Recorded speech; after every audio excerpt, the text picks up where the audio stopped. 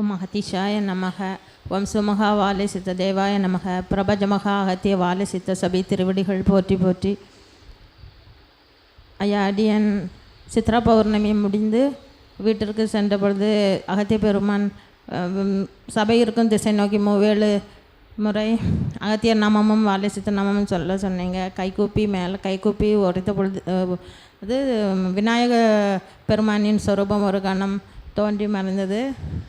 அதை உங்களுடைய திருப்பாதங்களில் காட்சி கிடைத்தமைக்கு சமர்ப்பிக்கிறேன். ஓம் அகதீஷாய நமக. விநாயக பெருமானுடைய சொரூபம் தெரிஞ்சுது. சித்ரா பௌர்ணமிக்கு முடிஞ்சு வீட்டுக்கு போய் சபையை நோக்கி நின்று 21 முறை சொல்ல சொன்னாங்க அந்த டைமில். சரி சரி. ஓம் அகதீஷாய நமக. விநாயகர் பெருமானோட சொரூபம் தெரிஞ்சது.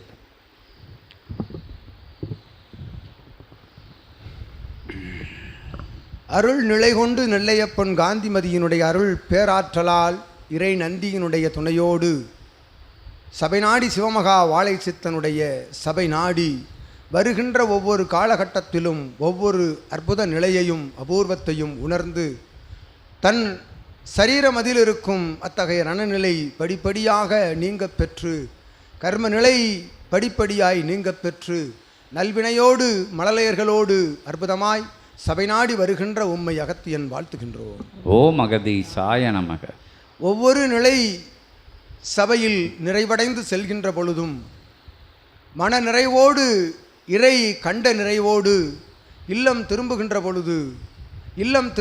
பொழுது அற்புதமாய் ஒவ்வொரு காட்சியும் சென்று வருகின்ற வேளைகளிலும் வந்து செல்கின்ற வேளைகளிலும் காட்சிகள் வருவதென்பது அது சூட்சமமாய் நடந்தேறுகின்றது. அகத்தியன் கூறிய ஆகமத்தினை நிறைவேற்றி செல்கின்ற பொழுது அங்கு சென்று நிறைவேற்றுகின்ற பொழுதும் அது இயல்பு நிலையில் அருட்காட்சியாக இயல்பில் கிடைக்க பெறுகின்றது என்ற அகத்தியன். ஓம் அகதீஷாய நமக. அந்நிலையோடு அருள் சீடராக நற்சீடராக சென்ற தடமதிலெல்லாம் சிவமகா வாழை சித்தனுடைய புகழ்பாடுகின்ற சீடராக ஒரு பாடல் பெற்ற அற்புத தலம், இறை பாடல் பெற்ற அற்புத தலம் இதுவென்று காண்போரிடம் உரைக்கின்ற நிலைக்குள்ளிருந்து அகத்தியன் யாம் உள்ளூர கண்டுணர்ந்து வாழ்த்தி நல்ல ஆசிகள் உமக்கும் மழலையர்கள் உறவாளர்கள் யாவருக்கும் வழங்கி மகிழ்கின்றோம். ஓம் அகதீஷாய நமக.